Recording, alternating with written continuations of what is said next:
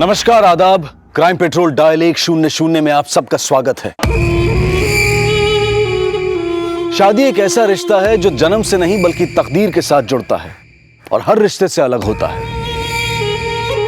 समय के साथ साथ ये रिश्ता गहराता भी है। फिर चाहे शादी कितनी भी नई या पुरानी क्यों ना हो, उसे बरकरार रखने के लिए कई चुनौतियों का सामना करना पड़ता है। और जब कोई इन चुनौतियों से पीछे हटता है तो कभी कभी अपराध की ऐसी चिंगारी फूटती है कि पूरा का पूरा परिवार झुलस जाता है। क्या सिर्फ प्यार काफी होता है एक शादी को सफल बनाने के लिए?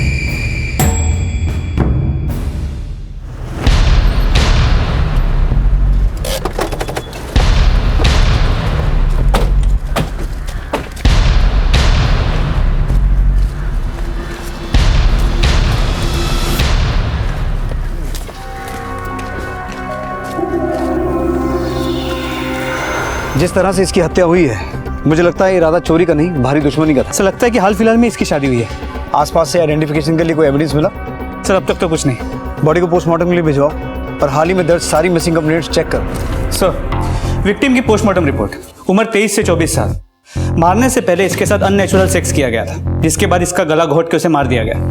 और सर मरने के बाद उसके बॉडी पर मल्टीपल स्टैबिंग की गई है। आकाश, बॉडी अभी भी अनआइडेंटिफाइड है। एक काम करो, हर पुलिस स्टेशन को अलर्ट करो। ये लड़की जो भी है, इसके घर वालों ने मिसिंग कंप्लेंट तो दर्ज की होगी। साहब से बात करने, लड़की अभी तक आई नहीं है। मैं बोल रहा हूँ। सर बाहर एक औरत आई है बेटी की मिसिंग कंप्लेंट लेकर। भेजो अंदर। जी सर। सर मेरी बेटी घर से निकली थी, अब तक नहीं आई। रोज 11 बजे तक आ जाती है वापस। इस फोटो।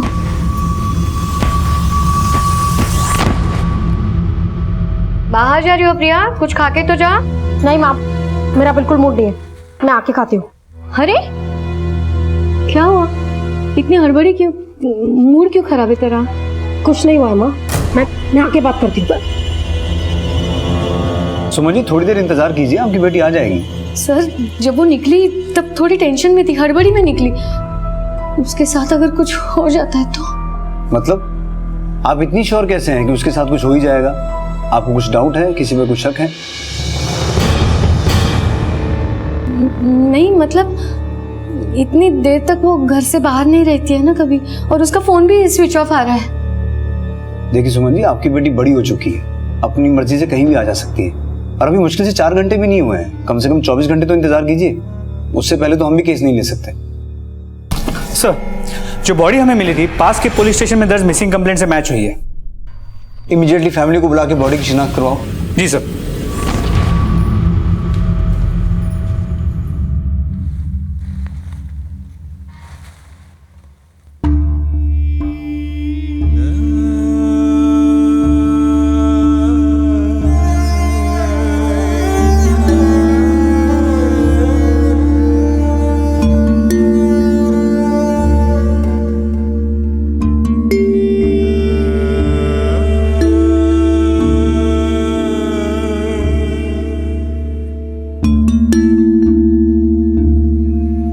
पता नहीं ये सब कैसे हो गया। अभी शादी को 2 हफ्ते ही हुए थे उसकी।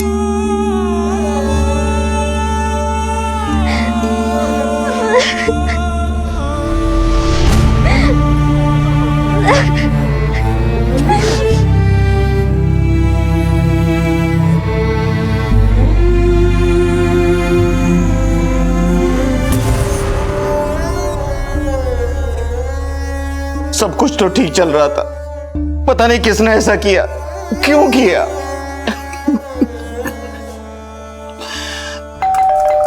सुमन, सुमन, सुमन दरवाजा खोलो। सुमन,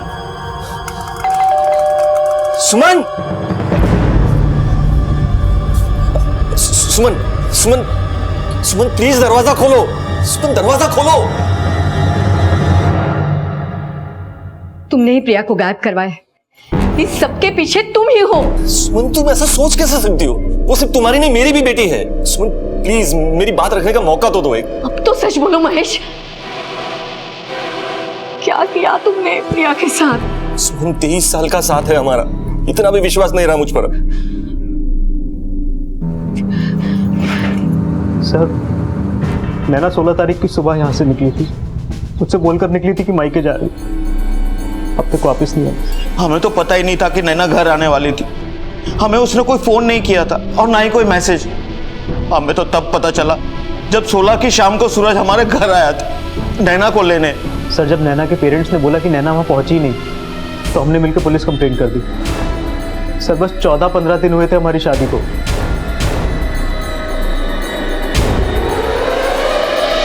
पता नहीं सर ये सब कैसे हो गया, किसने किया, और मेरी नैना तो। सर नैना के कॉल रिकॉर्ड्स और उसके फोन लोकेशन रिकॉर्ड। सर इसमें एक बात सरप्राइजिंग है, नैना के फोन लोकेशन रिकॉर्ड के हिसाब से और जैसा सूरज ने भी हमसे कहा था, नैना सूरज के घर से दोपहर 11 बजे निकली और करीब 12-12:15 बजे अपने माँ बाप के घर पे पहुंची। उसके बाद 3 बजे तक उसकी फोन की लोकेशन उसकी मायके की ही थी। जब उसका फोन स्विच ऑफ हुआ 3 बजे, तब भी फोन मायके में ही था। सर इसका मतलब उसके फोन स्विच ऑफ होने से 3-4 घंटे पहले तक वो अपने माँ बाप के साथ ही थी। मतलब निरंजन शर्मा और मोहिनी शर्मा दोनों झूठ बोल रहे हैं कि उनकी बेटी उनके घर आई नहीं। ये दोनों जरूर कुछ छुपा रहे हैं। सर मुझे भी यही डाउट है। सर वो औरत सुमन अवस्थी अपनी बेटी के गुमशुदा होने की कंप्लेंट लेके वापस आई।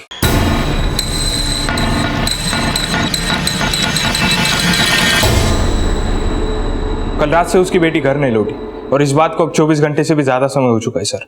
अंदर भेजो। जी सर।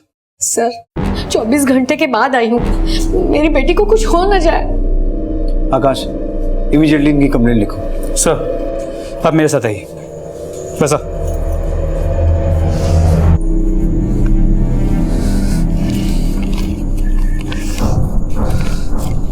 हाँ नाव क्या है?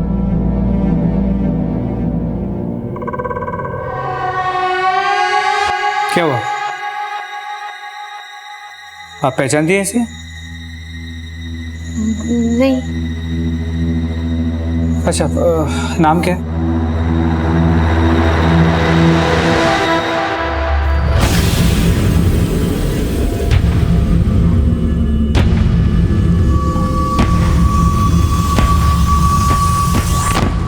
पच्चीस वर्षीय नैना राजवंश की लाश पुलिस को बहुत ही बुरी हालत में मिलती है।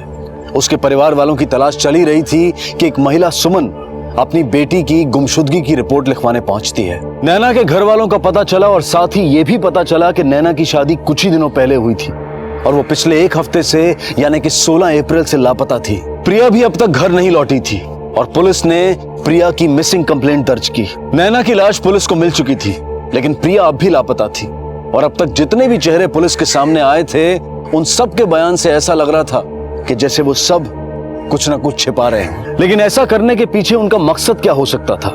क्या प्रिया और नैना के केसेस के बीच में कोई कनेक्शन था? क्या पुलिस अब भी किसी बड़े राज से अनजान थी?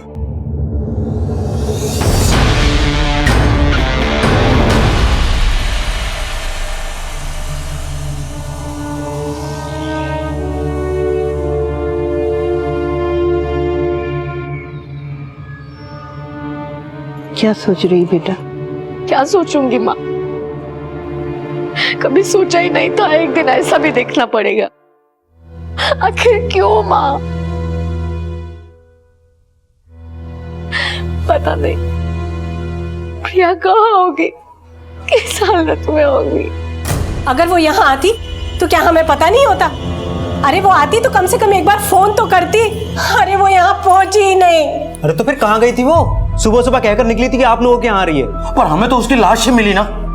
क्या वो इतने गिर चुके हैं माँ कि उन्होंने उस औरत को तो मार डाला ही, साथ में अपनी बेटी को भी। कुछ भी हो जाए मुझे महेश पर पूरा भरोसा है। वो ऐसा कुछ नहीं कर सकता। वो मेरा खून है, मेरा बेटा है। बेटा देखना, हमारी प्रिया जल्दी वापस आ जाएगी और फिर तुम्हारे और महेश के बीच में सब ठीक हो जाएगा। तुम दोनों के बीच में सब ठीक तो था ना? सब ठीक था माँ, और 2 हफ्ते भी नहीं हुए थे हमारी शादी को, किस बात पे झगड़ा हो सकता है? काश हम दोनों के बीच सब कुछ ठीक होना मुमकिन होता। मुझे नहीं लगता हम दोनों के बीच में कुछ भी ठीक होगा माँ। मुझे बस प्रिया से मतलब है, प्रिया की चिंता है मुझे। कभी कभी तो समझ में ही नहीं आता, 23 साल से जिस आदमी को मैं जानती थी, क्या वो सच था? क्या उसका जो नया चेहरा सामने आया है वो सच? अगर तुझे लगता है कि जिस महेश को तू जानने लगी है वो सच है, तो फिर तूने पुलिस वालों के सामने क्यों नहीं कुछ बोला? इसलिए ना कि कहीं ना कहीं तुझे भी अंदर से वही लगता है जो मुझे लगता है। मुझे तो ये लगता है माँ,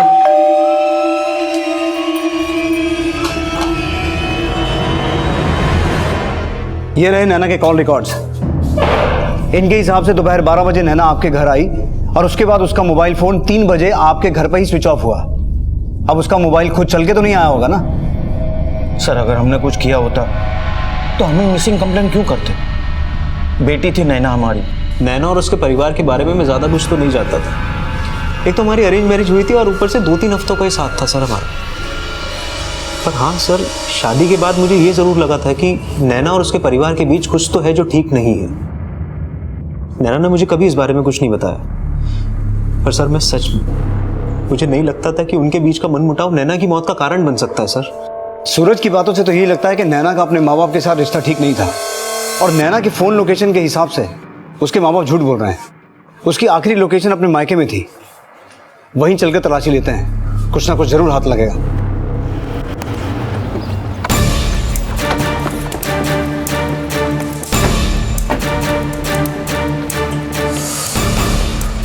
खोलिए। ऊपर चेक करो, एक आदमी चेक करो।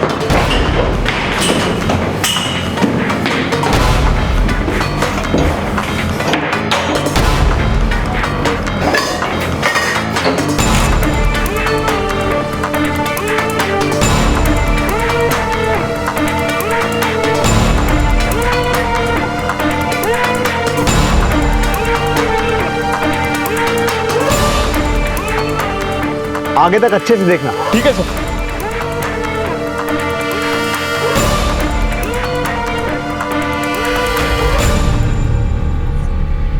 सर मोबाइल मिला।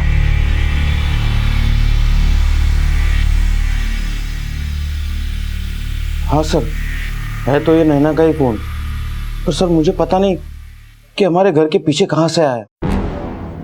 नैना ने कोई मैसेज नहीं किया था और ना ही कोई फोन। निरंजन जी, आपके पास हर एक बात का एक ही जवाब है कि आपको कुछ नहीं पता। कोई बात नहीं, हमारे पास एक खास नुस्खा है जिससे सबको सब कुछ याद आ जाता है। सर गौर करने वाली बात यह है कि भले ही हमें नैना का फोन उसके माँ बाप के घर के पीछे से मिला हो, लेकिन उस दिन उसने अपने माँ बाप से फोन पे एक भी बार बात तक नहीं की, ना ही कोई मैसेज भेजा। सर आमतौर पे कोई अपने घर पे जाता है तो एक बार फोन करके इन्फॉर्म तो कर देता है। सर कहीं ऐसा तो नहीं कि नैना अपने घर पे गई ही ना हो? तो तुम क्या कहना चाहते हो कि सूरज झूठ बोल रहा है? सर शायद।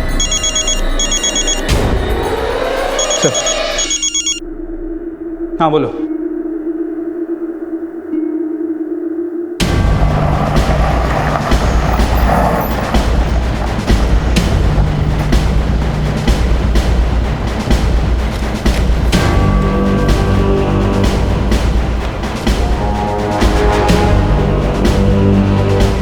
आसपास सर्च करो।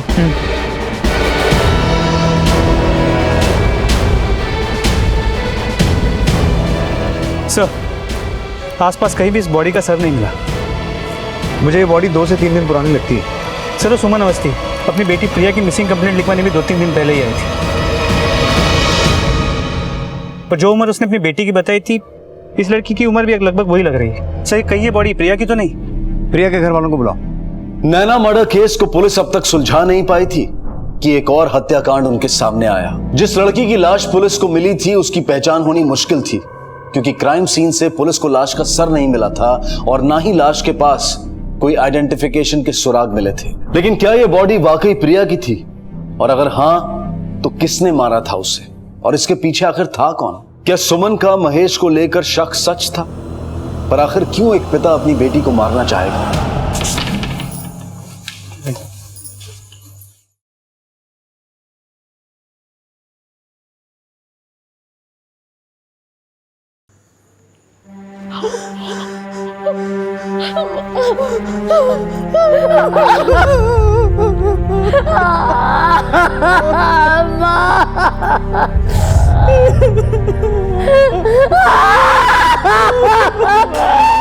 सर वो मेरी बेटी नहीं हो सकती, वो प्रिया नहीं लगती सर। देखिए महेश जी, बॉडी की हालत बहुत खराब है, शायद इसलिए पहचानने में तकलीफ हो रही है। एक काम करते हैं, बॉडी के साथ आपका डीएनए मैच करके देख लेते हैं। उसकी क्या जरूरत है सर? मैं कह रहा हूं ना वो मेरी बेटी नहीं है।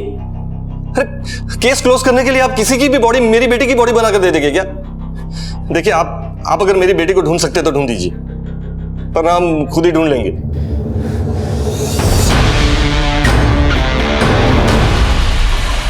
सॉरी।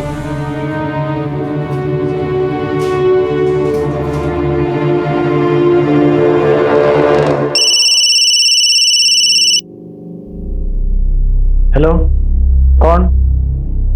सर, डीएनए रिपोर्ट से कंफर्म हुआ है कि वो सर कटी लाश प्रिया की ही थी।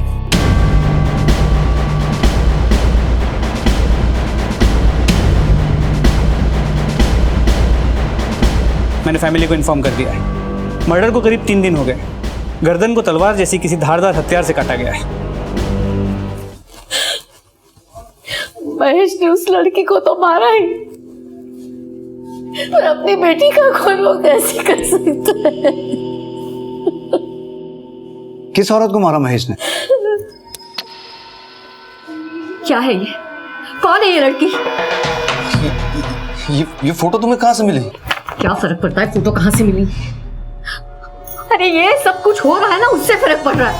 इतने सालों से आंख बंद करके भरोसा करती रही मैं, और तुम, अरे क्या कमी थी हमारे रिश्ते में? सुमन मेरी बात सुनो, ये फोटो। मुझे कुछ नहीं सुनना है अब, बस।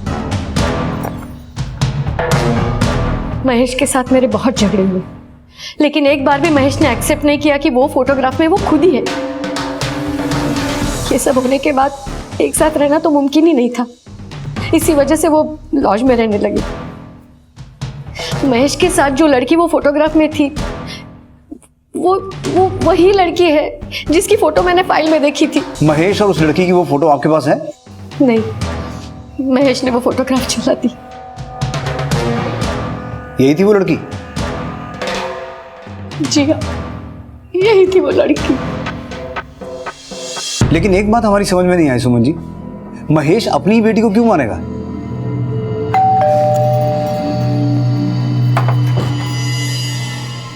पापा कहाँ है? बाहर गए काम से। क्या हुआ? पता कर लीजिए कि काम से बाहर गए या कहीं और। क्या हुआ? कैसी बातें कर रही हो? पापा के बारे में बात कर रही हो तुम? यही पापा जो दूसरी लड़कियों के साथ अय्याशी करते फिरते। प्रिया, ये माँ, जिसको हम जानते हैं वो तो कोई और ही है। पता नहीं और कितनी लड़कियों के साथ अफेयर होगा। तो प्रिया ने महेश की पोल खोल दी, इसलिए शायद महेश ने प्रिया को मार दिया। ये महेश घर छोड़ के कब गया था? यही 15-16 तारीख को। आकाश, ये नैना की मिसिंग रिपोर्ट भी इन्हीं दिनों में दर्ज हुई थी ना? जी सर, 16 अप्रैल को। एक बात बताइए सुमन जी, महेश और उस लड़की की फोटो आपकी बेटी प्रिया के पास कहां से आई? मुझे नहीं पता सर। इस सुमन अवस्थी की बात पे विश्वास किया जा सकता है? बिल्कुल आकाश, एक माँ अपनी मरी हुई बेटी के बारे में झूठ क्यों बोलेगी? और जो बाकी की बची हुई बातें हैं वो हमें प्रिया का बाप महेश बताएगा।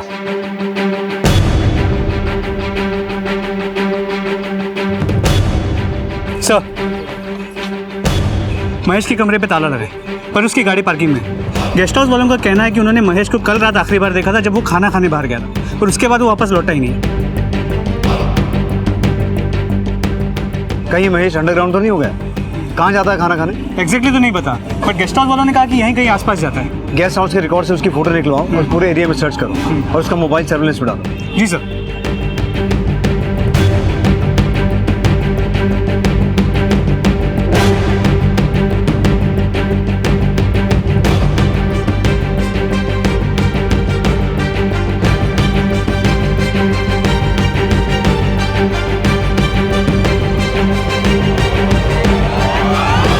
अमन सर, ये देखो, यहाँ जरूर कुछ हुआ है। फोरेंसिक टीम को इन्फॉर्म करो। सर।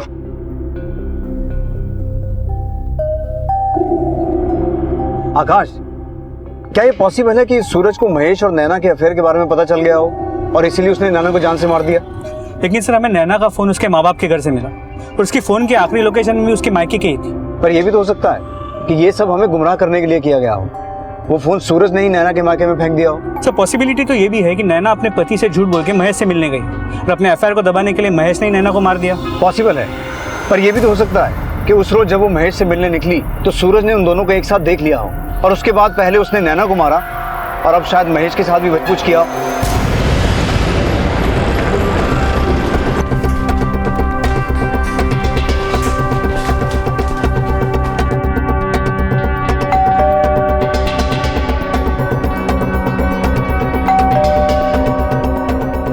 आकाश, कॉल करो।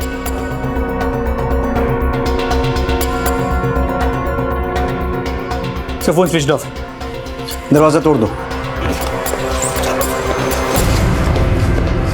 सर्च करो।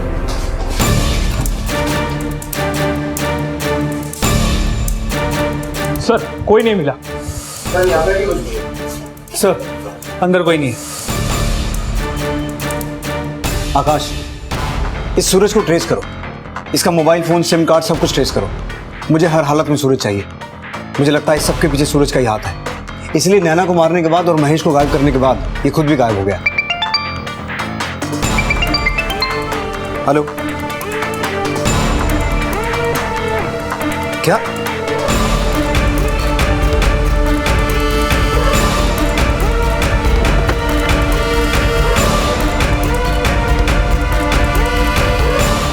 हट जाओ भाई, साइड हो जाओ। इस केस में मिली तीसरी लाश ने सबको सन्न कर दिया। यह तीसरी लाश किसी लड़की की नहीं बल्कि लड़के की थी, लेकिन कत्ल करने का तरीका ठीक प्रिया के कत्ल की तरह था। बॉडी के सर को धड़ से अलग करके बिना किसी आइडेंटिफिकेशन के छोड़ दिया गया। क्या ये तीनों खून एक ही शख्स ने किए थे या फिर इनके पीछे अलग अलग चेहरे थे? ये केस प्रश्नों के एक ऐसे भंवर जाल में फंस चुका था जहां से किसी जवाब का मिलना नामुमकिन सा लग रहा था। अगर उन्होंने कुछ किया ही नहीं तो वो गायब क्यों है माँ? क्यों नहीं सबके सामने आके सच्चाई बता रहे? ये क्या कह रही है तू? ऐसा भी तो हो सकता है कि महेश को कोई फंसा रहा। मुझे तो उसकी बहुत चिंता हो रही है। पता नहीं वो किस हाल में होगा, कहाँ होगा। सर महेश जिस गेस्ट हाउस में रुका था उसके पास जो हमें ब्लड सैंपल्स मिले थे, फोरेंसिक रिपोर्ट के हिसाब से उसमें 2 लोगों का खून है। और वो जो सरकटी लाश मिली थी उसका कोई अपडेट? तो उस बॉडी को अभी तक किसी ने क्लेम नहीं किया। मैंने आसपास के पुलिस स्टेशन में पूछा, उस बॉडी से मैचिंग कोई मिसिंग कंप्लेंट रजिस्टर नहीं हुई। सर लेकिन उस बॉडी की पोस्टमार्टम रिपोर्ट से 2 सरप्राइजिंग बातें सामने आई। पहली ये कि उसका मर्डर ठीक उसी तरह हुआ जिस तरह प्रिया का मर्डर हुआ था, और दूसरी बात ये कि दोनों के मर्डर का समय बिल्कुल एक था। प्रिया महेश की बेटी थी और महेश का अफेयर नैना के साथ था, और प्रिया और इस लड़के की मौत में काफी सिमिलैरिटीज हैं। आकाश, नैना और प्रिया से रिलेटेड जितने भी लोग हैं सबको मुर्दा कर बुला, शायद कोई कनेक्शन समझ में आएगा। सर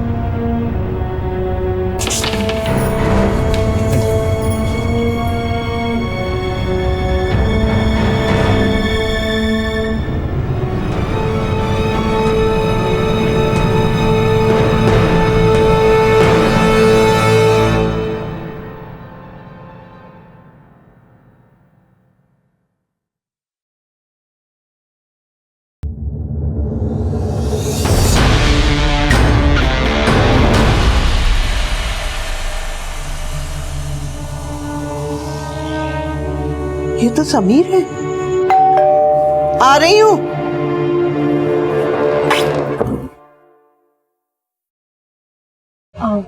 दादी मम्मी पापा गए? हाँ बेटा। अच्छा दादी ये समीर है, मेरा कॉलेज का दोस्त। हम बहुत अच्छे दोस्त हैं। नमस्ते दादी। वैसे सिर्फ दोस्ती है या कुछ और भी? नहीं दादी, आप गलत समझ रहे हो, ऐसा कुछ भी नहीं है। ये जो बाल है ना, ऐसे ही नहीं पके हैं। हाँ अच्छा बता, सुमन और महेश को कब बताऊं? अरे नहीं दादी, अभी कुछ भी नहीं। अभी तो हम लोग कॉलेज में पढ़ाई कर रहे हैं, उसके बाद हमें अपने पैरों पे खड़ा होना है, उसके बाद बता देंगे। कितनी खुश थी हमारी बच्ची, कितने सपने देखे थे। समीर भी अच्छा लड़का था, पता नहीं किसने ऐसा किया और क्यों किया।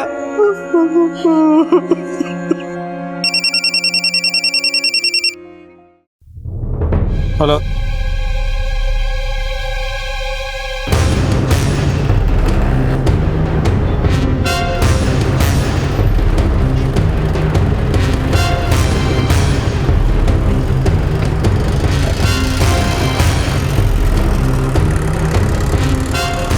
जी सर, मैंने ही आपको कॉल किया था।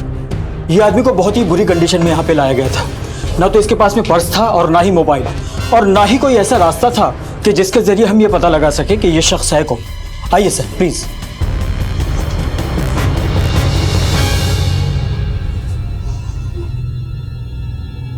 सर उस आदमी को पहले कभी नहीं देखा मैंने। तो फिर उसने आपके ऊपर अटैक क्यों किया? पता नहीं सर, बस अचानक पीछे से हमला किया, और क्या मकसद था उसका मुझे नहीं पता सर। महेश जी, आपकी और नैना की फोटो के बारे में पता चला जो आपकी बेटी प्रिया के हाथ लगी थी। सर उस फोटो के बारे में मुझे कुछ नहीं पता। वो फोटो में वो लड़की कौन है वो भी मैं नहीं जानता। मेरा विश्वास कीजिए सर, मैंने अपनी पत्नी को कभी धोखा नहीं दिया। सर वो नैना नाम ही मैंने पहली बार सुना है। समीर को जानते हैं आप? प्रिया का बॉयफ्रेंड। देखा था उन दोनों को एक बार साथ में।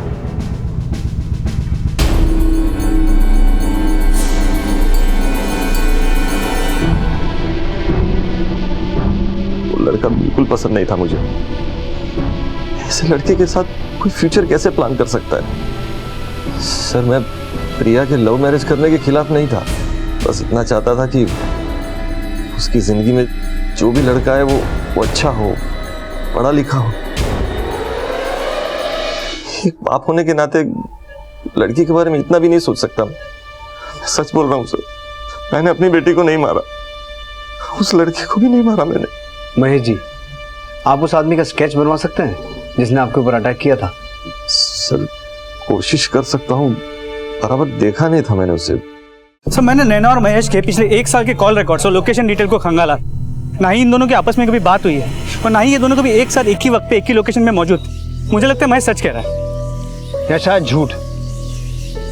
हो सकता है महेश के ऊपर ये अटैक हुआ ही ना हो। ये सब इसने जानबूझ के किया ताकि अपना अकाउंट क्लीन कर सके। वरना सोचने वाली बात है आकाश, महेश के साथ नैना की फोटो कहां से आती, और वो फोटो महेश की बेटी प्रिया के हाथ कैसे लगती? मुझे लगता है हमें प्रिया के बॉयफ्रेंड समीर के बारे में और पता करना चाहिए। आखिर दोनों को एक ही दिन एक ही तरीके से मारा गया, तो उनको मारने वाला था कौन, और उनको मारने का मोटिव क्या था?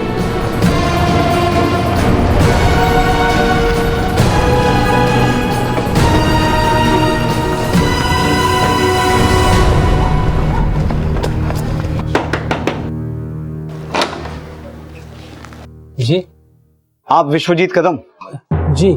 Sameer Karande, Saint rocks college का स्टूडेंट, आपके यहाँ किराएदार था? जी, पर काफी दिनों से दिखा नहीं, शायद छुट्टियों में घर गया होगा। जी नहीं, उसकी सरकटी लाश मिली है हमें। क्या क्या? और उसी सिलसिले में हमें उसके कमरे की तलाशी लेनी है। जी जी जी जरूर, मैं चाबी लेके आता हूँ।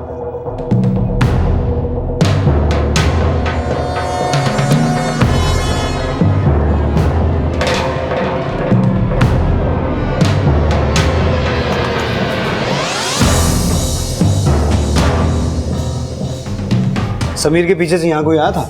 नहीं, समीर था तभी प्रिया आई थी। मैं उसी समय बाजू के कमरे से किराया लेके बाहर जा रहा था, तो दोनों की झगड़े की आवाज आई। अरे बाबा क्या कर रही हो? क्या कहा है? जैसे दरवाजे पे आया, दरवाजे पे हाथ लगा और दरवाजा खुल गया। मैंने देखा कि दोनों के बीच काफी झगड़ा हो रहा है। पता नहीं क्या प्रिया ढूंढ रही है, और समीर उसे समझाने की कोशिश कर रहा है, लेकिन प्रिया समझने को तैयार नहीं थी। वो बहुत गुस्से में थी। किस बात पे झगड़ा हो रहा था, कुछ याद है आपको? सर पता नहीं किस बारे में झगड़ा हो रहा था। वैसे भी मैं ज्यादा देर तक रुका नहीं। आकाश, कमरे का कोना कोना छान मारो।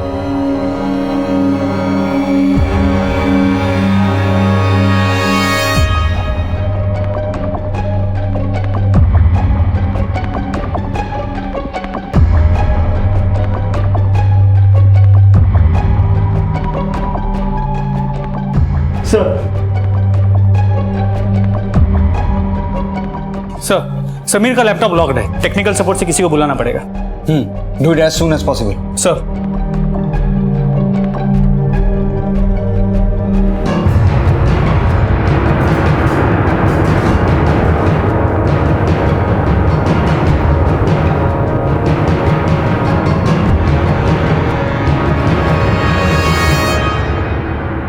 ये तो कोई और है। सर इस फोटो को एडिट करके इस पे महेश का चेहरा मॉर्फ किया गया है। प्रिया के घर वालों से बात करनी पड़ेगी। मुझे तो पहले ही पता था कि मेरा बेटा ऐसा कुछ नहीं कर सकता, उसे फंसाया गया है। आप जानती है इसे? आप पहचानती हैं? सुमन जी, आपकी बेटी प्रिया और उसका बॉयफ्रेंड समीर इस सब तक क्यों गिरेंगे? हम जानते हैं आपके पति महेश को समीर पसंद नहीं था, तो क्या यही रीजन हो सकता है इस सब के पीछे कि उन दोनों ने आपके पति के फोटो को इस फोटो से मॉर्फ कर दिया? मेरी बेटी ऐसा कुछ कर ही नहीं सकती, वो तो ऐसी थी ही नहीं। नहीं सर, मेरी बेटी ऐसा कर ही नहीं सकती, उसे भटकाया गया होगा। मैं अपनी बेटी को अच्छी तरह जानता हूं। पर महेश जी, इस सब से किसका फायदा हो सकता है? अगर इस सब के पीछे समीर की कोई चाल होती तो हमें उसकी बॉडी नहीं मिलती। असल में तो ये मामला कुछ और ही है, जहां हम अभी तक पहुंचे ही नहीं है। मुझे कुछ नहीं पता सर, मेरी तो ऐसी किसी से दुश्मनी भी नहीं थी कि कोई इतना बुरा चाहे मेरा। लेकिन जो भी हुआ, मैंने अपनी बेटी खो दी हमेशा के लिए। वो कभी वापस नहीं आ सकती। सर प्लीज, मेरी बेटी के साथ जिसने भी ऐसा किया है उसे छोड़ना मत। ख्याल रखिए अपना। एक सेकंड सर, वो फोटो दिखाइए जरा।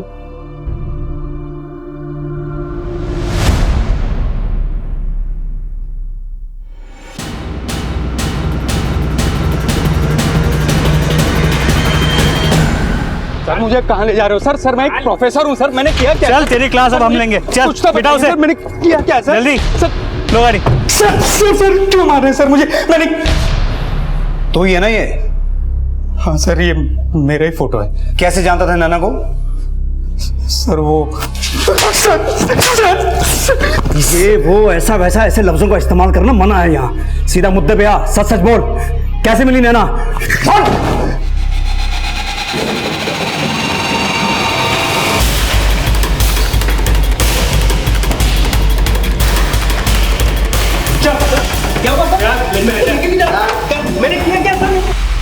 सिर्फ मोबाइल फोन स्विच ऑफ कर देने से इंसान धरती से गायब नहीं हो जाता सूरज। और भी तरीके होते हैं मुजरिम को पकड़ने के।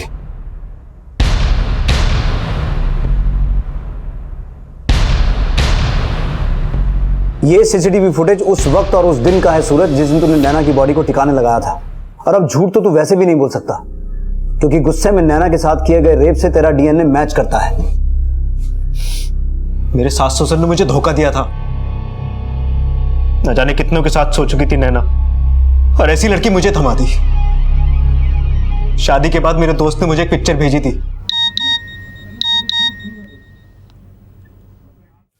नैना खाना लगा दो।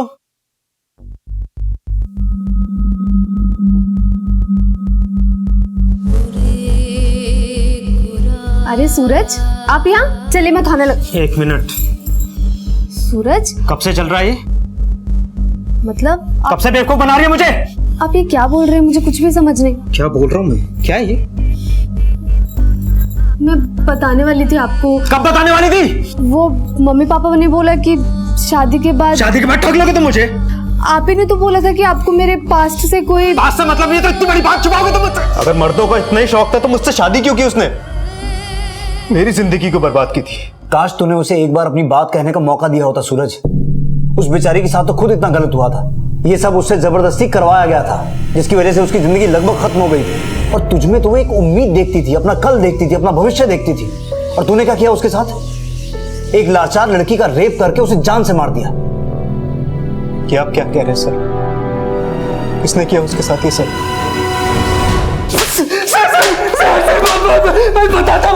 चल शुरू से शुरू कर, और याद रख, कुछ भी उल्टा सीधा बोला तो साले तेरी चमड़ी उधेड़ लूंगा मैं। बोल। सर उस दिन महेश पर मैंने हमला किया था। महेश इकलौता ऐसा इंसान था जो मुझे और प्रोफेसर दोनों को पहचानता था, इसीलिए मैंने उस पर हमला किया। नैना को कैसे फंसाया तूने? वो नैना का सर बताता, नैना मेरे यहाँ रेंट पे रहती थी 2 साल पहले, तभी मुझे प्रोफेसर के बारे में पता चला। मैंने मेरे यहाँ रहने वाले 1-2 स्टूडेंट से सुना था कि वो ठरकी है, लड़कियों का शौक रखता है। मुझे भी पैसों की बहुत जरूरत थी। क्या बेटा, तारीख हुई नहीं कि तुम रेंट लेके आ गई। ये लो चाय पियो। अरे अंकल, इसकी क्या जरूरत थी? अरे मैं तो पियो, जस्ट रेंट। अरे चाय पियो। कैसी चाय बनी? तो बड़ी अच्छी बनी है, आपने बनाई है? अरे बेटा मैंने अपने हाथों से बनाई, तुम्हारे लिए है।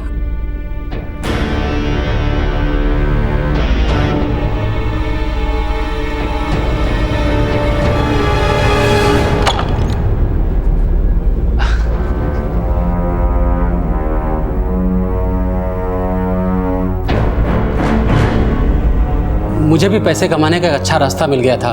मैं उन फोटोज़ के ज़रिए नैना को ब्लैकमेल करने लगा, प्रोफेसर के साथ उसे सोने के लिए मजबूर करने लगा। बस मैंने एक गलती कर दी थी। मुझे याद नहीं मैंने कब नशे में समीर को फ़ोटो दिखा दिए, फिर उसने उसको कॉपी करके पता नहीं कब एडिट करके प्रिया को दिखा दिया। वो प्रिया के बाप से बहुत गुस्सा था क्योंकि वो प्रिया और उसके बीच में आ रहा था, जिसके बाद उसने उन फोटोज़ को और भी लोगों को दिखाया। उसी बीच एक दिन प्रिया प्रिया क्या कर रही हो? अरे बाबा हुआ क्या? अरे बाबा क्या कर रही हो? क्या कहा है? तुमने मेरे पापा की फोटो एडिट की उस लड़की के साथ?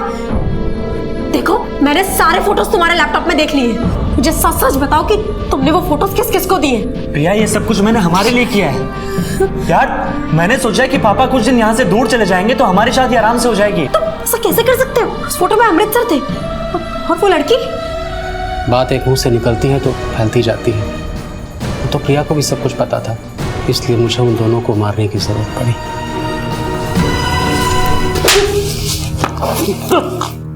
दोनों की बॉडीज के धड़ तो मिल गए हमें, सर कहां ठिकाने लगा है?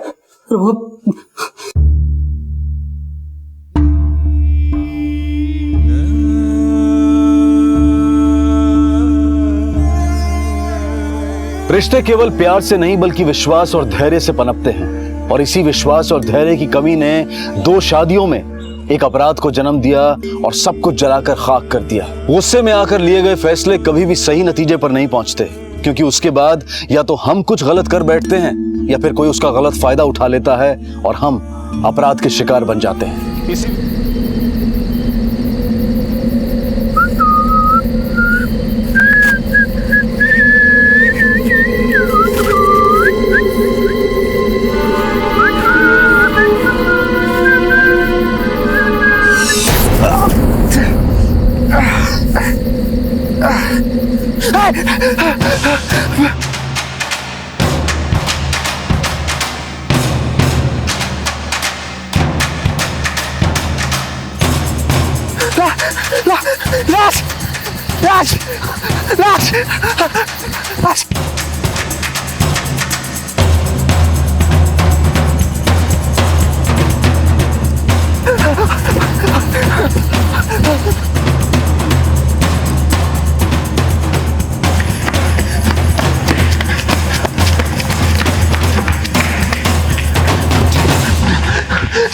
साहब शेफाली। शेफाली? कौन शेफाली? शेफाली की लाश पड़ी है साहब उधर।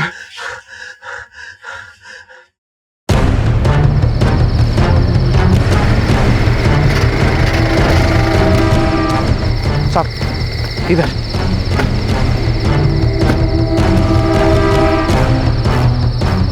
इधर आगे आगे।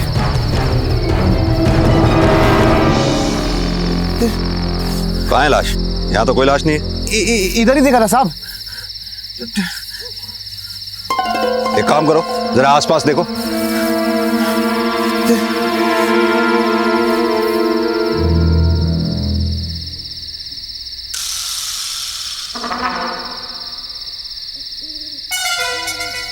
ये आसपास तो कोई लाश नहीं है।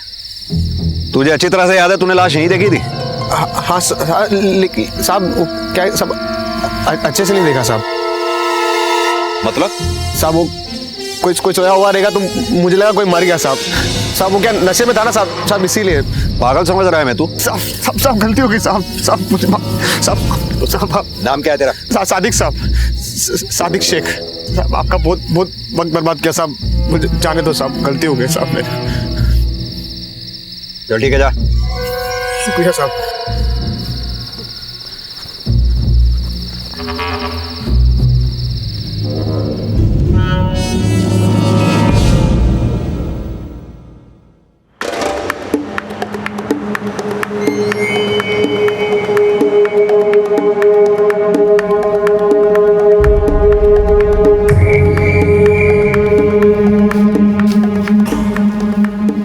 जिस डर और विश्वास से वो आदमी पुलिस स्टेशन आया था, उससे ये लगता है उसने यहाँ लाश देखी थी।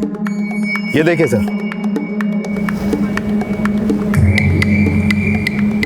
सर लाश अगर यहीं थी तो जरूर से खींचकर उस तरफ ले जाया गया होगा।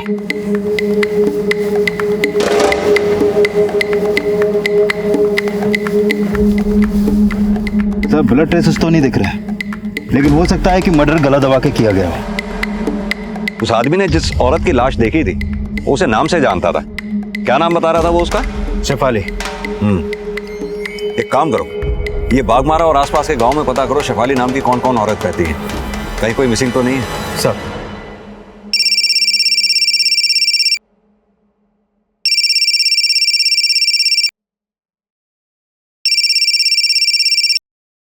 हेलो,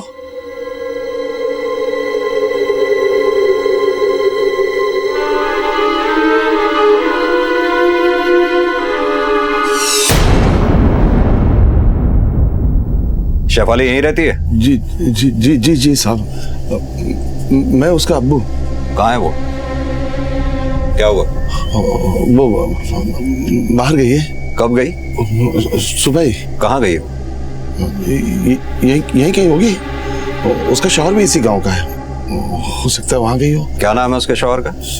सादिक शेख। नाम क्या है तेरा? सादिक शेख। कहाँ रहता है ये सादिक शेख?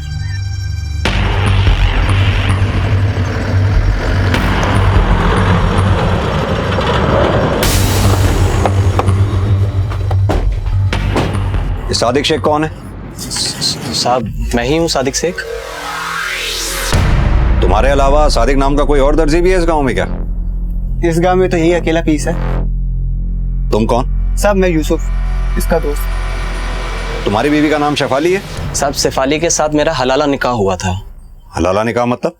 साहब उसका पहला निकाह किसी दूसरे मर्द से हुआ था, फिर उसने शेफाली को 3 तलाक बोल दिया, लेकिन साहब बाद में उसे एहसास हुआ कि उसको तलाक नहीं बोलना चाहिए था। अब साहब तलाकशुदा मर्द दोबारा अपनी पहली बीवी से निकाह करना चाहे तो उस औरत को हलाला निकाह फिर तलाक से गुजरना पड़ता है। नाम क्या है शेफाली के पहले शौहर का? एहसान जैदी। इस्लाम धर्म में पति अपनी पत्नी को 3 बार तलाक बोलने के बाद तलाक दे सकता है और वो उससे तब तक दोबारा शादी नहीं कर सकता जब तक उसकी तलाकशुदा बीवी किसी दूसरे मर्द के साथ निकाह हलाला के बाद दोबारा तलाक ना पाए। लेकिन क्या शेफाली का पति एहसान जैदी वाकई में शेफाली से दोबारा निकाह करना चाहता था? और क्या शेफाली की इसमें रजामंदी थी? लेकिन इन सवालों से ज्यादा अहम पुलिस के लिए यह जानना जरूरी था कि वो शख्स कौन था जो अपने आप को सादिक बता रहा था और शेफाली को मरा हुआ कह रहा था। पर जिस शेफाली का उसने जिक्र किया था, क्या वो वाकई जिंदा थी? साहब यही मेरी बेटी है शेफाली। एहसान से तलाक लेने के बाद सादिक से हलाला निकाह? हाँ साहब, ये सादिक से। शेफाली को बोलने दो। शेफाली बोलो बेटा। हाँ साहब, अब्बू सही बोल रहे। एहसान से तलाक लेने की कोई खास वजह? सब वो दारू पीकर मारपीट करता था, इसीलिए। कल रात तालाब पे गई थी तुम? नहीं साहब। साहब हम लोग जा सकते हैं? ठीक है। शेफाली चलो बेटा चलो। जिसे हम सादिक समझ रहे हैं, अगर वो सादिक नहीं तो फिर वो था कौन जो शेफाली की लाश देखने की बात कर रहा था? तेरा नाप खो गया था, लेकिन देख तेरे लिए एकदम नाप का सिला है। वो कैसे? तो एक बार हम किसी खातून को देख लें तो बिना इंची टिप के उसका नाप अपने जहन में छप जाता है। अच्छा, कपड़े सीते सीते तेरी नजर सुई और जबान कैंची हो गई है, लेकिन सिर्फ कैंची चलाता है या कुछ और भी? बस मेरे चाल ढाल पर ध्यान मत दे। घड़ी देख घड़ी, तेरा सवाल आता ही होगा। ये ले, बुर्का डालने में चलता हूँ।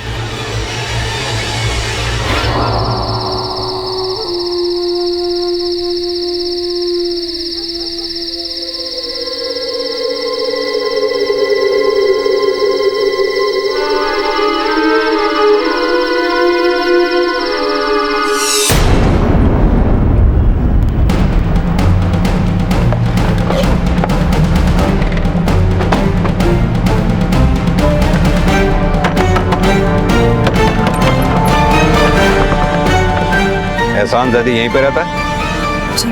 बुलाइए, उसे बात करनी है।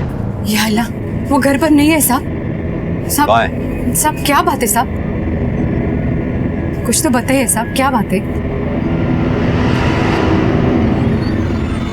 ये फोटो किसकी है? यही तो एहसान है साहब। ये एहसान है? नाम क्या है तेरा? सादिक साहब, सादिक शेख।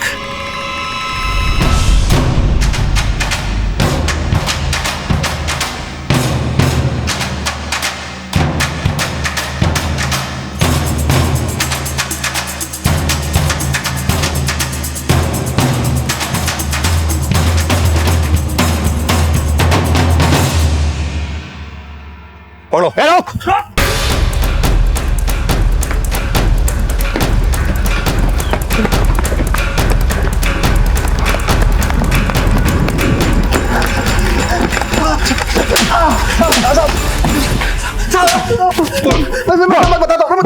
बताता हूँ। तूने अपना नाम सादिक क्यों बोला? उस रात जब सैफ अली की लाश नहीं मिली तो मैं घबरा गया साहब, इसलिए डर के मारे मैंने आपको अपना नाम सादिक बताया। पर साहब मैंने सैफ अली की लाश देखी थी, वहीं पे थी। शेफाली कलम से मिलके गई अपने अम्मी अब्बू के साथ? क्या? हाँ साहब, मैं कल खुद शेफाली के अब्बू के घर गया था, तो उन्होंने मुझे घर में घुसने नहीं दिया। शेफाली तो बाहर बुलाओ। एहसान, जो बात करनी हमसे कर। हलाला करके 1 महीना हो गया, दोबारा निकाह नहीं करवाना है क्या? दोबारा उसको जहन्नुम में नहीं भेजना है। तो उसको घर में बिठा के जन्नत नसीब करवा दिया क्या? जबान संभाल के बात कर। 1 हफ्ते का वक्त देता हूँ मैं, वो शेफाली से दोबारा निकाह करवा दे, वरना तेरा कलमा पढ़वा दूंगा मैं। मुझे लग रहा है कि आप शेफाली से नहीं, उसकी छोटी बहन अफसाना से मिले होंगे। और सब मैं आपको बोलता हूँ साहब, ये लोग बहुत खराब लोग हैं साहब। शेफाली से बहुत नफरत करते थे, हमारे निकाह के भी खिलाफ थे। अगर वो खिलाफ थे तो फिर तूने शेफाली को तलाक क्यों दिया? निकाह के बाद हमारी अनबन बहुत होने लगी थी, उसकी और मेरी अम्मी की भी नहीं बनती थी साहब। मेरी नौकरी भी नहीं लग रही थी, इसलिए शेफाली भी मुझसे नाराज थी। फिर एक दिन मैंने उसको झूठ बोल दिया कि कोलकाता में मुझे बड़ी नौकरी लगी है। एहसान, मुझे कब बुलाओगे कलकत्ता? शेफाली, वहाँ नए लोग हैं, नया शहर है, मुझे थोड़ा वक्त दो, ठीक है? और तुम्हें लेके जाऊंगा मेरे साथ। तब मैं पहली बार कोलकाता में नौकरी ढूंढने जा रहा था। बहुत जूते घिसने के बाद भी कोई मुझे नौकरी नहीं दे रहा था। ऊपर से वो शेफाली भी रोज फोन पे फोन किया करती थी कि मुझे कोलकाता कब बुला रहे हो। फिर साहब मैंने परेशान होकर फिर उसको बोल दिया।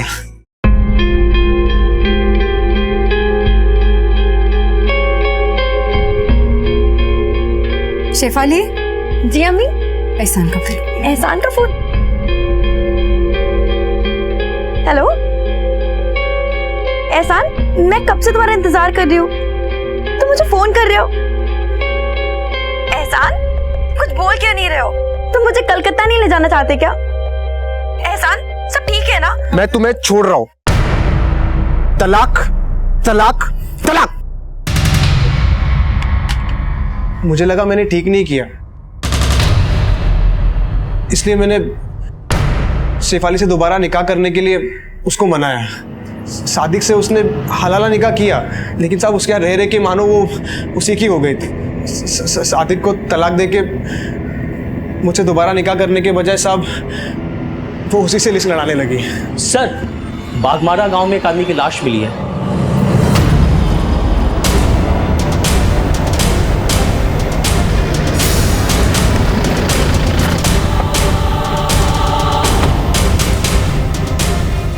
हटो सामने से, हटो।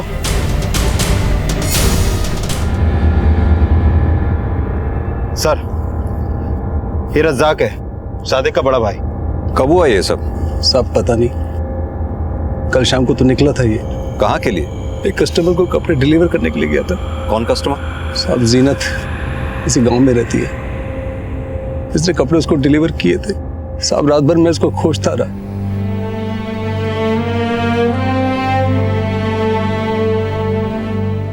सर, ये सादिक की हत्या का कारण शेफाली से तो नहीं जुड़ा? अब ये तो उस्मान ही बताएगा।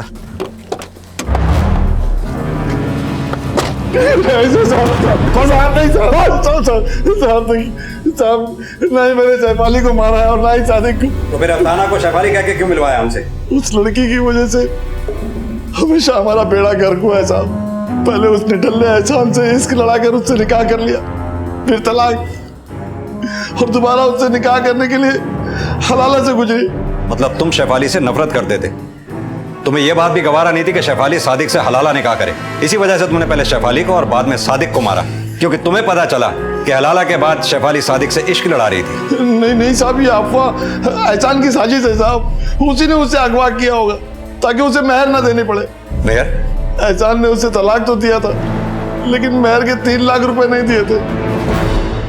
निकाह के वक्त दूल्हे के घर वाले अपनी खुशी से दुल्हन को मेहर की एक रकम देना तय करते हैं, जिसका जिक्र कबूलनामे से पहले काजी द्वारा किया जाता है। उसी तरह पति जब अपनी बीवी को तलाक देता है तो अपनी तलाकशुदा पत्नी को मेहर की वो रकम वापस करना उसका फर्ज ही नहीं, कायदा माना जाता है। जब उस्मान का झूठ पकड़ा गया तो आरोपों से बचने के लिए उसने उल्टे एहसान पर यह कहकर शक जताया कि मेहर की रकम ना लौटाने के लालच में उसने ही इन सारे अपराधों की साजिश रची है। साहब मैं कोई साजिश नहीं कर रहा हूँ, ये सब शेफाली के अब्बू की नफरत का नतीजा है। उनकी नफरत की छोड़, तेरा लालच भी तो वजह बन सकता है।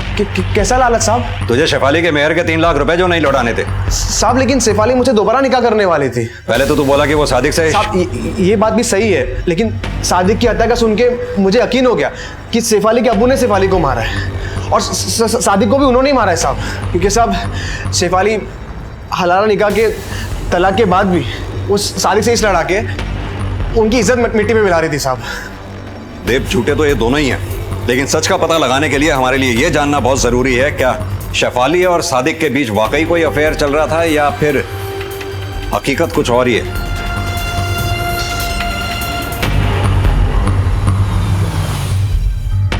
साहब ये कहना सरासर गलत होगा कि सादिक और शेफाली के बीच में प्यार था। वो तो मजबूरी का रिश्ता निभा रहे थे साहब। कितने वक्त तक रही शेफाली यहाँ सादिक के साथ? साहब ये कोई 2 महीना 2.5 महीना, और जब से वो यहाँ से गई वो अपने अब्बू के यहाँ रही। साहब मुझे तो लगता है कि ये शेफाली के अब्बू और एहसान के रंजिश के चलते मेरा भाई हलाल हो गया है।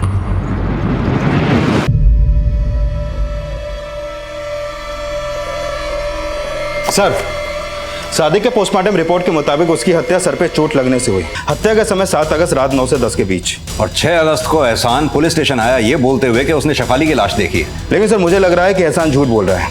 ये देखिए सर, सादिक और शेफाली की कॉल रिकॉर्ड्स, इससे ये साफ है कि हलाला निकाह के तलाक के बाद से उनके बीच एक भी कॉल नहीं हुई। लेकिन सर सच्चे तो शेफाली के घर वाले भी नहीं है। 7 अगस्त की सुबह से अब तक शेफाली के फ़ोन से उसके अब्बू को कॉल हो रहे थे। व्हाट? हाँ सर, और हैरानी की बात यह है कि ये कॉल इंडिया से नहीं बल्कि बॉर्डर पार बांग्लादेश से किए गए हैं। 6 अगस्त की रात से ही मैं शेफाली के लिए परेशान। अगली सुबह तक वो घर नहीं आई थी। मैं सोच ही रहा था क्या करूं, तभी उसके मोबाइल से मुझे कॉल आई। हेलो, अस्सलाम वालेकुम अब्बू। अब्बू? कौन? आपका दामाद मुराद हसन। क्या? शेफाली से निकाह कर लिया है मैंने और उसे अपने मुल्क बांग्लादेश ले आया। बांग्लादेश? लेकिन शेफाली? शेफाली मेरे हिफाजत में है, मरते दम तक मेरे साथ में रहेगी। आप उसकी फिक्र मत कीजिए। खुदा हाफिज। लेकिन हेलो हेलो हेलो, और फोन के कट होते ही आप वहां आ गए और शेफाली की पड़ताल करने लगे। वो बॉर्डर पार कर बांग्लादेश जा चुकी थी। मैं समझा आपके आने की वजह शायद उसका बॉर्डर पार हो जाना ही है। मेरी समझ में नहीं आता मैं क्या करूं, तो जो मेरे मुंह में आया मैंने बोल दिया। तो फिर उस झूठ पर मैं पैबंद लगाता रहा। झूठ पे जब झूठ के पैबंद लगाए जाते हैं उस्मान साहब, तो साजिशें पकाई जाती हैं। कोई साजिश नहीं साहब, सिर्फ अपने आप को कलंक से बचाने की कोशिश। जब से शेफाली जवान हुई है तब से वो मेरी नजरें चुकवा रही हैं साहब। पहले एहसान, फिर सादिक, और अब मुराद हसन। एक बाप अपनी बेटी का नाम कैसे उस मर्द के साथ बताए साहब जिसकी उसने शक्ल तक नहीं देखी। तो तुम ये कहना चाह रहे हो कि तुम मुराद हसन को नहीं जानते? कैसे जानूंगा, वो बॉर्डर पार का है। शेफाली के अब्बू उस्मान बार बार अपना बयान बदल रहे थे। शेफाली के पहले पति एहसान की बातों में भी कई भटकाव थे और शेफाली से जुड़े सवालों में किसी मुराद हसन का भी जिक्र सामने आया था। आखिर कौन था ये मुराद हसन? क्या वो हिंदुस्तानी था या फिर बांग्लादेशी? पुलिस मुराद हसन से जुड़ी कोई भी जानकारी जुटाने में अभी तक सफल नहीं हो पाई थी और फिलहाल वो शेफाली के दूसरे पति सादिक शेख की हत्या की गुत्थी सुलझाने में व्यस्त हो गई। और फिर इन्वेस्टिगेशन के दौरान कुछ ऐसी बातें सामने आईं जिसने सादिक और शेफाली के निकाह हलाला के अंदरूनी राज खोल दिए। सर, मैंने सादिक की कॉल रिकॉर्ड फिर से चेक की। रिकॉर्ड के मुताबिक उसकी ज्यादातर बातें यूसुफ से होती थी। यूसुफ? साहब मैं यूसुफ, इसका दोस्त। यूसुफ और सादिक की दोस्ती के बारे में एक दो अजीब से बयान सामने आए सर। कैसे बयान? हमारा रिश्ता समलैंगिक था साहब। मेरा बस चलता तो मैं उससे निकाह करके हमेशा उसे अपने साथ रखता। सादिक सिर्फ दिखने का मर्द था, तभी तो शेफाली ने उसके साथ हलाला निकाह किया। और तुझे लगा सादिक ने तुझे धोखा दे दिया, क्योंकि तलाक के बाद सादिक और शेफाली के मिलने की अफवाह जो थी, इसीलिए तूने सादिक का मर्डर? नहीं साहब, ये सिर्फ अफवाह ही थी। सादिक ने सिर्फ शेफाली की मदद की। वो मेरे अलावा कभी भी किसी का जीवन साथी नहीं बन सकता था। तू सादिक को इतना करीब से जानता था, तो ये बता फिर सादिक का मर्डर किसने किया? मैं नहीं जानता, लेकिन मैं सादिक का मर्डर नहीं कर सकता।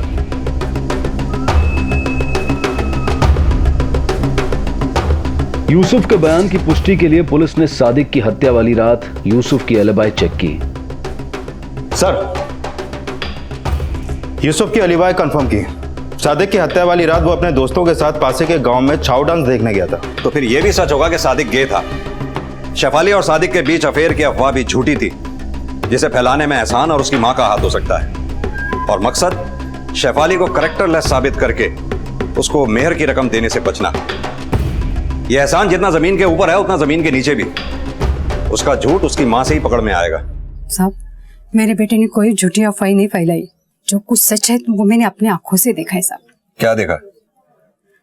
1.5-2 महीने पहले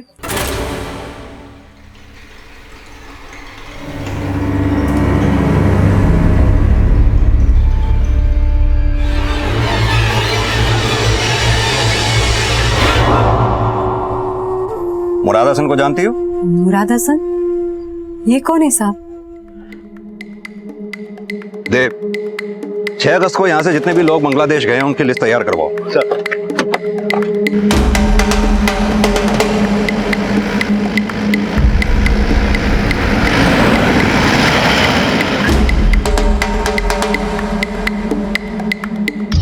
पुलिस अब शेफाली के बांग्लादेश में होने और मुराद हसन से जुड़े राज पता लगाने में जुट गई। शेफाली और मुराद के बॉर्डर पर होने के कानूनी दस्तावेजों के साथ साथ गैर कानूनी गतिविधियों के रहस्य भी जानने की कोशिश की गई। सर, ऑफिशियली बॉर्डर पार करने वालों की लिस्ट है ये, लेकिन इसमें शेफाली का नाम कहीं भी सामने नहीं आया है। सर, पता चला है कि बॉर्डर के पास हक्कीपुर गांव में बशीर नाम का एक आदमी है जो गैरकानूनी तरीके से लोगों को बॉर्डर पार करवाता है। तो फिर उसके पास शेफाली और मुराद हसन की इंफॉर्मेशन जरूर होगी। हाँ सर, खबरियों से भी पता चला है कि ये बशीर कहने को तो छाव डांसर है, लेकिन इसका धंधा कुछ और ही है।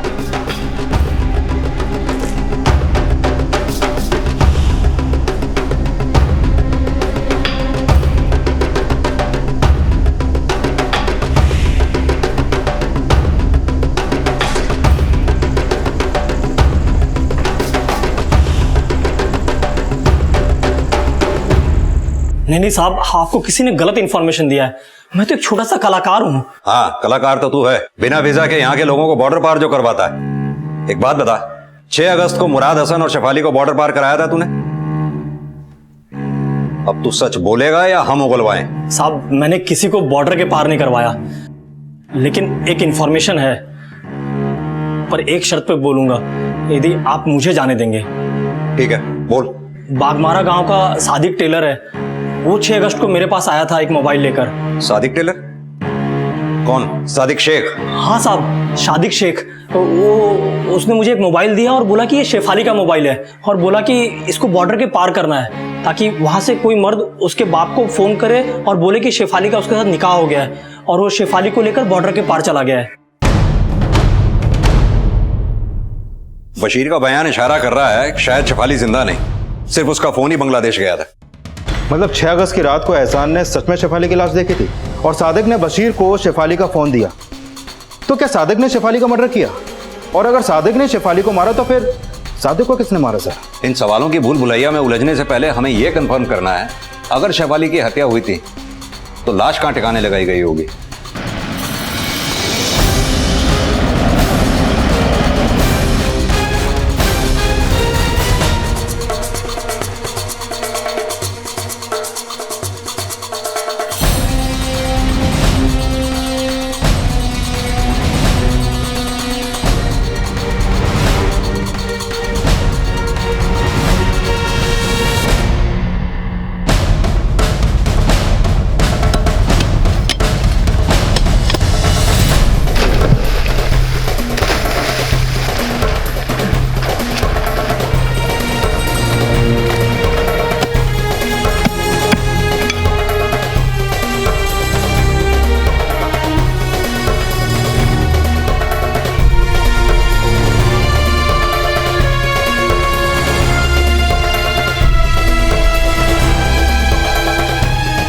सर। हाँ देव, बोलो। सर इधर पास के एक तालाब में एक नहीं बल्कि 3-3 लाशें मिली हैं। 3-3 लाशें? ये देखिए।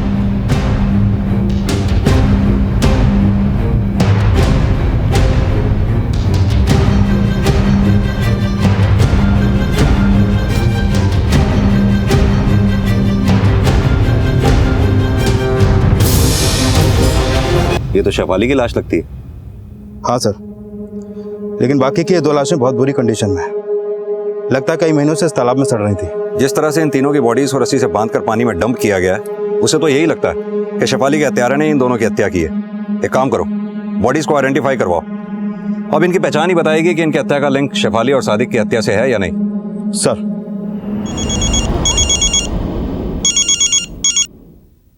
हेलो।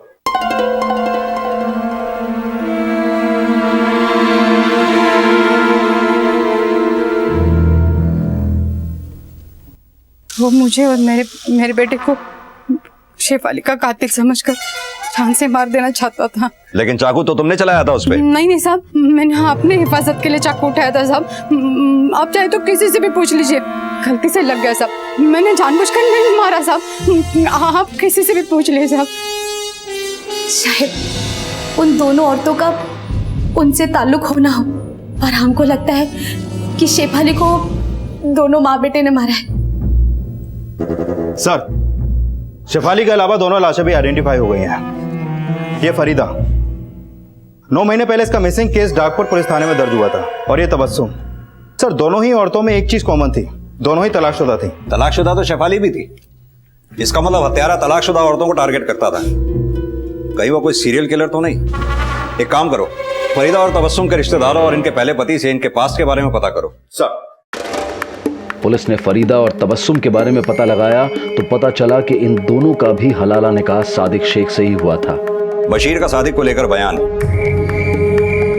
फरीदा, तबस्सुम और शेफाली का सादिक से हलाला निकाह, और फिर तीनों औरतों की लाशें एक ही तरीके से एक ही तालाब में मिलना, इससे तो यही साफ होता है कि ये तीनों मर्डर सादिक ने किए हैं। लेकिन सर, ये मर्डर सादिक ने किए किस इरादे से? फिजिकल डिसेबिलिटी के कुछ लोग हीन भावना का शिकार हो जाते हैं। हो सकता है सादिक का उसकी कमजोरी को लेकर मजाक उड़ाया जाता हो जो सादिक से बर्दाश्त ना हुआ हो, और एक एक करके फरीदा, तबस्सुम और शेफाली उसकी हिंसा का शिकार हो गए हों। लेकिन सर, सादिक का मर्डर शेफाली के मर्डर के एक दिन बाद हुआ। हो सकता है सादिक का मर्डर शेफाली को चाहने वाले ने किया हो, जो सादिक से बदला लेना चाहता था। मैंने सादिक का चेहरा तो नहीं देखा, पर आप ही बताइए, वो सादिक के सिवा और कौन हो सकता है? एहसान की मां ने बोला था कि उसने शेफाली को तालाब पे किसी मर्द के साथ देखा था। पता करो, क्या वाकई कोई ऐसा है जिसका शेफाली के साथ अफेयर चल रहा था? सर, पुलिस अब ये राज जानने में जुट गई कि क्या शेफाली का वाकई किसी से अफेयर था। और पूछताछ की इस कड़ी में उस महिला से भी पूछताछ की गई जिसने सादिक को आखिरी बार देखा था, और उसके बयान ने पुलिस को एक नई लीड दी। कितने बजे होंगे उस वक्त जब सादिक आपके यहाँ कपड़े देने आया था? मेरे चाल ढाल पर ध्यान मत दे, घड़ी दे घड़ी। तेरा सवाल आता ही होगा। हाँ साहब, 8:40। लेकिन हैरानी की बात यह है कि सादिक कभी खुद कपड़े देने नहीं आता था, हमेशा उसके भाईजान ही आते थे।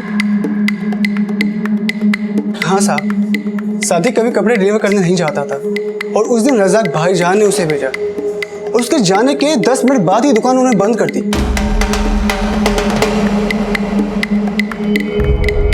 उसके बाद मैं हकीपुर तमाशा देखने के लिए चला गया। मुझे कुछ नहीं पता साहब उसके बाद क्या हुआ। सब आप मुझे यहाँ क्यों लेकर आए हैं? जिस पे शक होता है उससे हम यहीं बुला के बात करते हैं। साहब, शक? मैंने क्या किया? सादिक का मर्डर। साहब क्या बात कर रहे हैं? मेरा छोटा भाई था वो। भाई भी था और तेरी दुकान का दर्जी भी, इसीलिए तूने उसे डिलीवरी बॉय बना के दुकान से बाहर भेजा। रात 8:40 पर उसने आखिरी डिलीवरी जीनत को दी, और जीनत के घर से तेरे घर के रास्ते के बीच करीब 9 बजे तूने उसका मर्डर कर दिया। साहब आप कुछ भी सोच रहे हैं साहब, साहब ऐसा कुछ भी नहीं है। देख रज़ाक, होशियारी का कोई फायदा नहीं, आगे पीछे दाएं बाएं हमने सब पता लगा लिया है। अब तू सच बोलेगा या हम उगलवाएं तेरे से? बोल।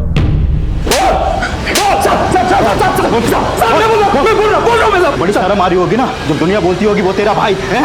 सर, मैंने उसका कभी बुरा नहीं चाहा। साहब भाई होके उसने मुझे ब्लैकमेल किया। क्यों?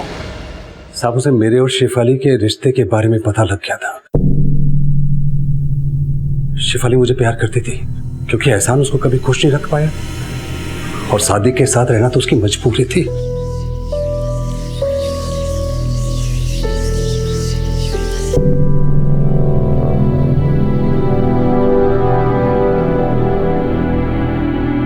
मर्द की नियत पर कुर्बान होना औरत की किस्मत है। जब दिल किया बीवी बना ली, और जब दिल भर गया तो तलाक बोल दिया। मैं तुम्हें छोड़ रहा हूं। तलाक तलाक तलाक। अपने फायदे का तलाक, फायदे का हलाला। अगर मुझे अपना समझती हो तो सादिक और एहसान को भूल जाओ। मुझे याद रखो, मैं तुम्हारा हौसला बनना चाहता हूं। मैं तुम्हें हमेशा खुश रखूंगा।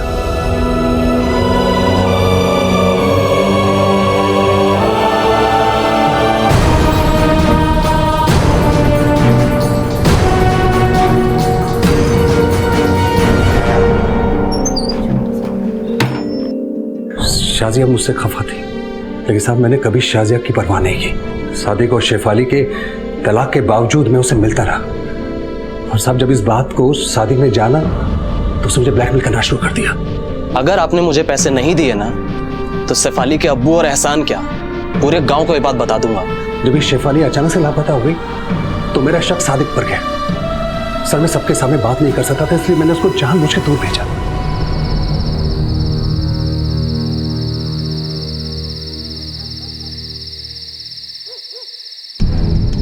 शेफाली कहाँ है? मुझे नहीं मालूम शेफाली का है। तुझे सब पता शेफाली कहाँ पर है? मैंने बोला ना मुझे नहीं मालूम। देख मुझे तू बता दे शेफाली कहाँ है? तेरे को सब पता शेफाली कहाँ है? क्या कर रहा है? क्या किया तूने शेफाली को? क्या किया शेफाली को तूने? मैंने कुछ नहीं किया। छोड़ो मुझे। बोल रहा हूं मैंने। सब मुझे लगा वो सिर्फ जख्मी हुआ होगा। तुझे शक था या यकीन कि सादिक ने शेफाली को मारा है? सर किसी को मारने का बूता उसके अंदर नहीं था। ज्यादा से ज्यादा वो किसी का नुकसान कर सकता था, मुझे बस उस पर इतना ही शक था। सर सादिक और रजाक ने मारा, लेकिन शेफाली और बाकी औरतों के मर्डर में रजाक का कोई खास मोटिव नजर नहीं आ रहा। लेकिन रजाक की बीवी शाजिया का शेफाली को मारने का मोटिव हो सकता है। यह भी हो सकता है कि रजाक सादिक की पिछली बीवियों फरीदा और तबस्सुम से रिश्ता रख रहा हो और शाजिया इसकी चश्मदीद बनी हो। लेकिन सर एक अकेली औरत और 3-3 मर्डर। हाँ वो ये काम अकेले तो नहीं कर सकती। पता करो शाजिया ये काम किससे करवा सकती है। सर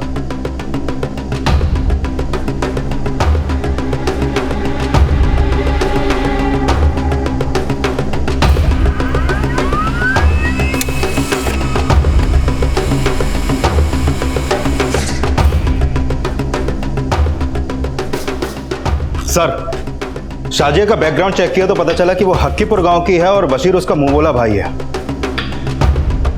इसका मतलब बशीर शाजिया की पढ़ाई बोल रहा था। हाँ मैं नफरत करती थी शेफाली से, लेकिन मैंने उसे नहीं मरवाया साहब। झूठ मत बोलो, हमें सब पता है। किससे मर्डर करवाया था? बशीर से? साहब मैं मानता हूँ कि शाजिया मेरी बहन जैसी है, लेकिन उसने मुझे कभी किसी को मारने को नहीं बोला। लगता है तो पिटे बिना नहीं मानेगा। देव साहब मैं सच बोल रहा हूँ साहब, मैंने कुछ नहीं किया साहब। अब ये पिटाई तेरे कबूलनामे पे ही रुकेगी। नहीं साहब।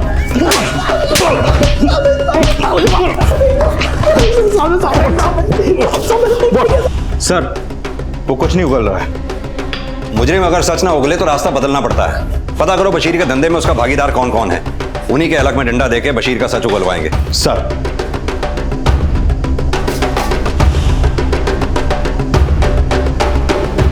बशीर का एक छोटा भाई अशफाक जो बॉर्डर के उस पार इलीगल तरीके से लोगों को बॉर्डर पार करवाता है। बॉर्डर गार्ड का कहना है कि 6 अगस्त की रात यानी कि शेफाली के मर्डर वाली रात के बाद उसे बांग्लादेश के एक टीकामल गांव में देखा गया किसी को फोन करते हुए, और अभी वो अपने गांव वापस आया हुआ है।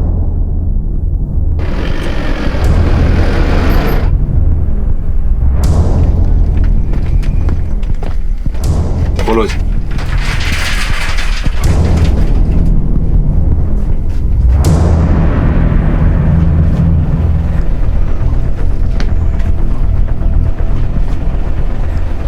सर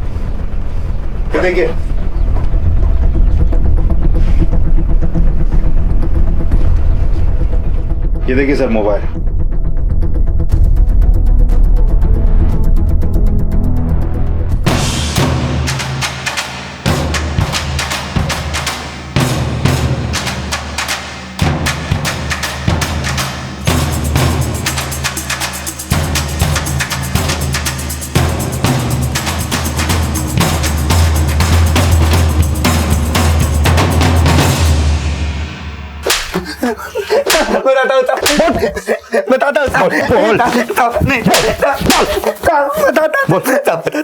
ये शेफाली का फोन तेरे पास कैसे आया? साहब ये फोन तो मुझे पड़ा हुआ मिला था साहब। बेटा मुराद हसन, जो कुछ पता है सच सच बोल दे, वरना इस बार तो डंडे की पीठ पे नाचेगा। कुछ नहीं किया साहब, मैंने कुछ नहीं किया साहब। तेरे कॉल रिकॉर्ड्स भी हमने चेक किए। फरीदा और तबस्सुम के लापता होने के दौरान भी तू बागमारा गांव के तालाब के पास ही मौजूद था। शेफाली की तरह फरीदा और तबस्सुम के मर्डर भी तूने ही किए। बोल किया ना तूने?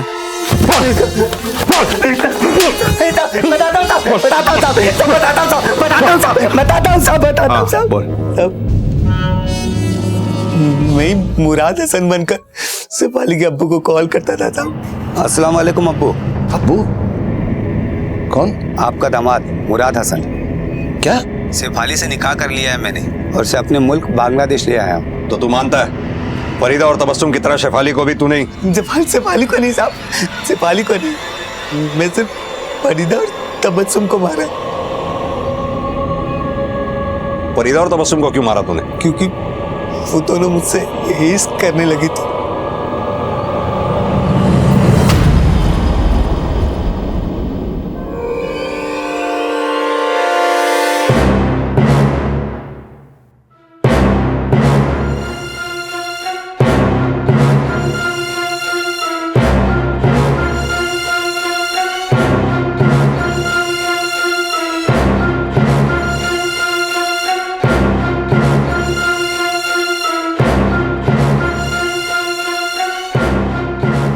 उन दोनों ने हलाला निकाह सादिक से किया, लेकिन तलाक के बाद अपने पहले शौहर को भूलकर मुझसे निकाह करना चाहते थे, लेकिन मैंने सिर्फ उनसे संबंध बनाए साहब।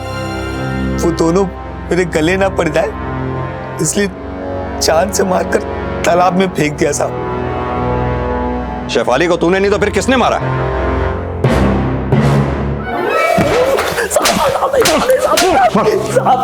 साहब बताता हूँ साहब।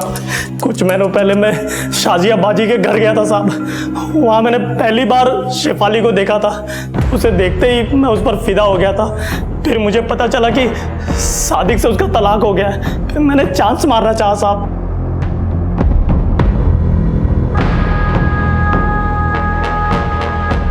फिर मुझे पता चला कि वो एहसान से भी निकाह नहीं कर रही है और सादिक के बड़े भाई रज्जाक से उसका चक्कर चल रहा है। तब मैंने उसे तालाब के पास वाले खेत में मिलने के लिए बुलाया साहब। शेफाली, मैं तुमसे बहुत प्यार करता हूँ, मुझसे निकाह कर लो। खुदा कसम मैं तुम्हें बहुत खुश रखूंगा। नहीं बशर, मुझ में क्या कमी है? क्या खराबी है मुझ में? कोई खराबी नहीं है, कोई कमी नहीं है। लेकिन तुम उस सादिक के बड़े भाई रज्जाक से प्यार करते हो, क्यों? मुझे तुमसे इस बारे में कोई बात नहीं करनी है। कहते हैं कि इंसान को अपने कर्मों का फल भुगतना पड़ता है, लेकिन शेफाली ने जो सहा वो महिलाओं के साथ हमारे देश में अक्सर होता ही रहता है। एक लड़की को पैदा होते ही पराया कर दिया जाता है और उसका हाल ये होता है कि ना तो वो अपने मायके की रहती है और ना ही उसके ससुराल में उसे कभी अपना समझा जाता है। न जाने कितनी रस्मों का हवाला देकर मर्द अपने स्वार्थ के मुताबिक उसका इस्तेमाल करते हैं और औरतों का सिर्फ शारीरिक हनन ही नहीं बल्कि उनकी भावनाओं का भी हनन किया जाता है। हालांकि शेफाली की हत्या बशीर नहीं की, लेकिन एहसान, सादिक, रज्जाक और खुद शेफाली के घर वाले शेफाली के इस दुखद अंजाम के भागीदार हैं। शेफाली हो, तबस्सुम हो या फरीदा, हमारे देश में औरतों की बदहाली के किस्से सिर्फ अखबारों और इलेक्ट्रॉनिक मीडिया की सुर्खियां नहीं बनते, बल्कि हर गली मोहल्ले में किसी न किसी शेफाली, फरीदा और तबस्सुम से हमारा परिचय अक्सर होता ही रहता है। बुद्धिजीवी इस पर विचार तो करते हैं, लेकिन क्या हम वाकई इसका हल कभी निकाल पाएंगे? अब मैं अनूप सोनी आपसे विदा लेता हूं, फिर मुलाकात होगी अगले एपिसोड में एक और चौंका देने वाले केस के साथ। तब तक अपना और अपने परिवार का ख्याल रखें और देखते रहें क्राइम पेट्रोल डायल 100। सबक एक को सीख हम सबको। जय हिंद। क्राइम पेट्रोल के और भी दिलचस्प कहानी देखने के लिए हमारे चैनल को सब्सक्राइब करें और बेल आइकॉन दबाना न भूलें।